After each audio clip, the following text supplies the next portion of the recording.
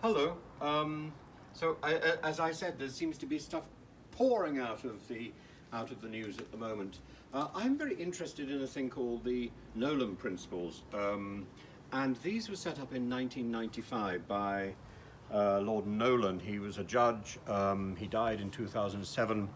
I have to confess, I have a vested interest here, but I don't suppose we need to go into that.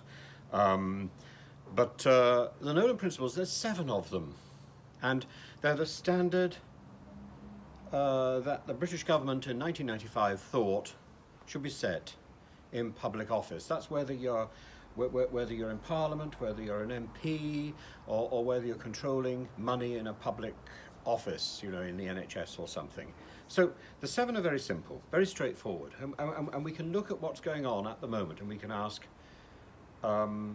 is Boris, is Priti Patel, is Rishi Sunak, are these people conforming to those 7 Nolan principles? So the first one, to act selflessly, to make sure that you are acting in the public interest, not your own interest. Difficult to do, I know.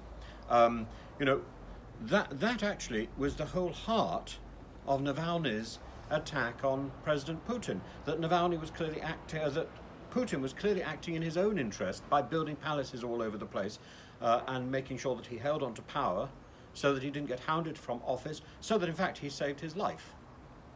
It continues over in Russia, and the question is, are we in the same situation here? Number 2, integrity. We need to avoid placing ourselves under an obligation to other people by sort of dodgy dealings. We need to avoid putting ourselves in a position where we can be compromised or blackmailed or whatever.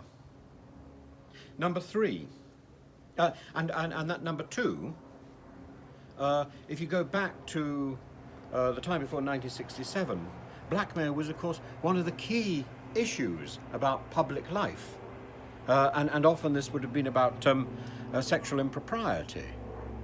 And particularly, of course, about being discovered to be gay. That's not so much an issue now, but on the other hand, groping somebody in your office, it's questionable. And what lengths would you go to stop the wife discovering, Mrs., when you're busy doing your paper filing with Gina Coladangelo and, getting into a corner with her? Well, number 3, objectivity. You've got to be impartial. You've got to be fair. You've got to be objective about whatever you're doing. Accountability. You need to be prepared to be scrutinized, to be held to account, ideally in government by the opposition. But at the moment, the opposition is all over the place.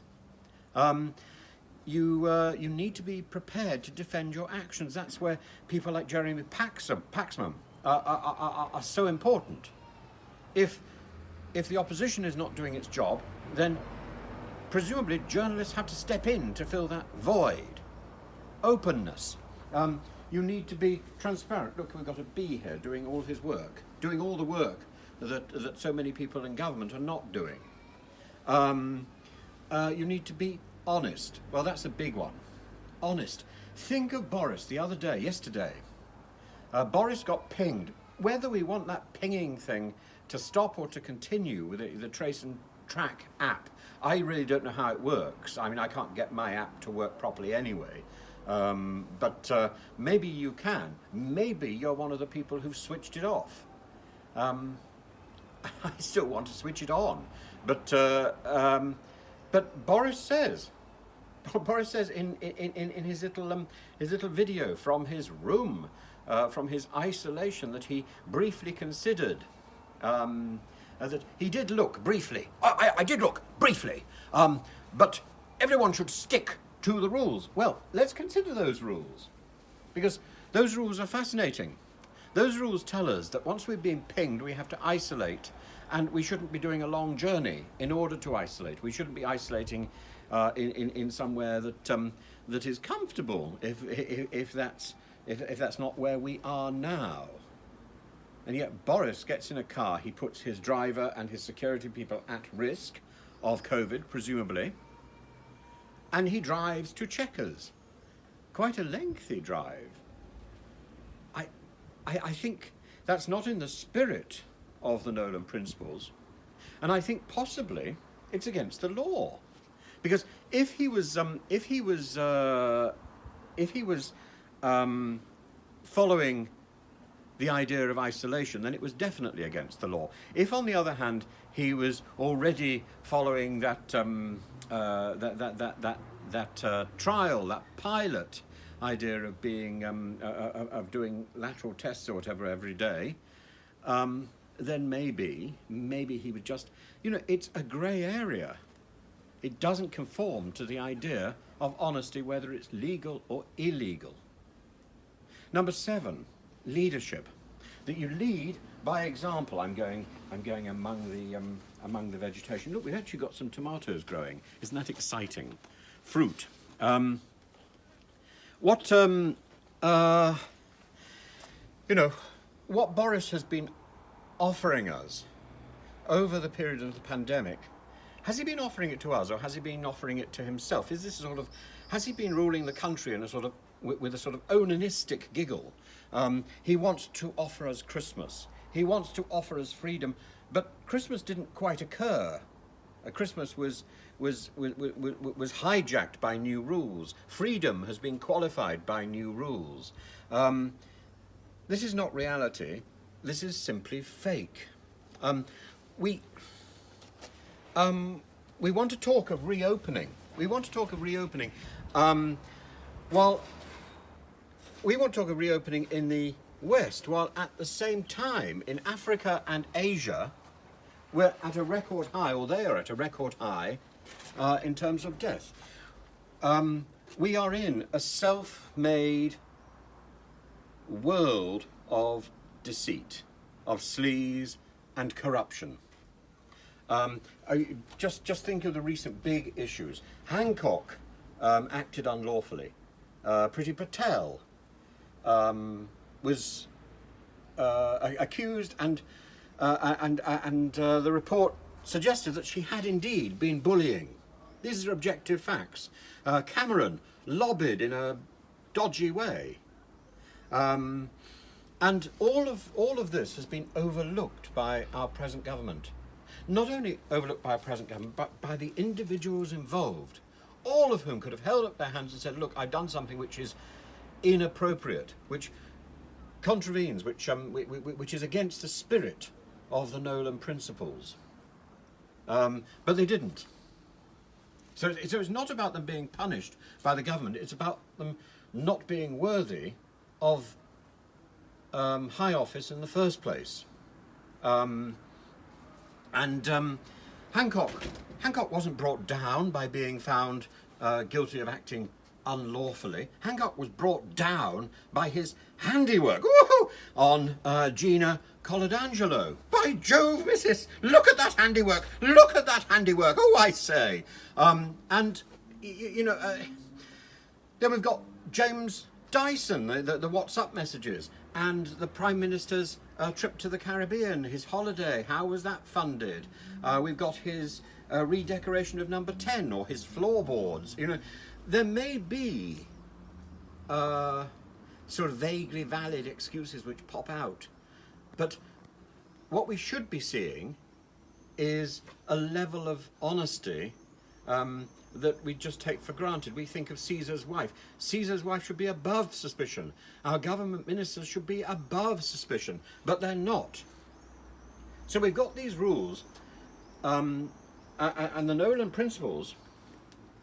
We're trying to go beyond rules. The Nolan Principles were saying there is a moral code for public behaviour, rather than just rules which you can sort of get round. So when we look at what sort of things Boris says, it's a farrago of nonsense. Nothing to see here. It's all piffle. All of those statements, they may buy him time. They may buy him the argument.